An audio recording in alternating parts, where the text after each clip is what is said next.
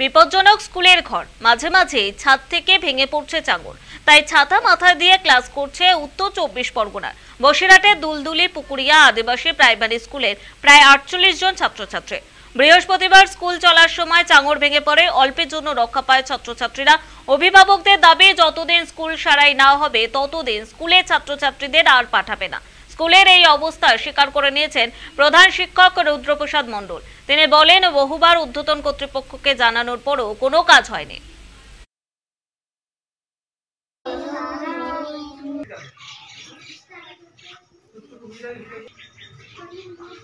ছাদ ভেঙে যাচ্ছে, তার ছাতানো করছি। ছাদ না ঠিক হলে পড়তে আসবো না। এই স্কুলে যে ভেঙে ভেঙে চাংগুলো পড়ছে, এইগুলো তো ভয়ের বিষয়। বাচ্চা কাচ্চার মাথায় যদি লাগে যখন তখন বিপদ হতে পারে। এই জন্য আমাদের দাবি যে এটা ভালো না করলে আমরা বাচ্চা কাচ্চা পাঠাবো।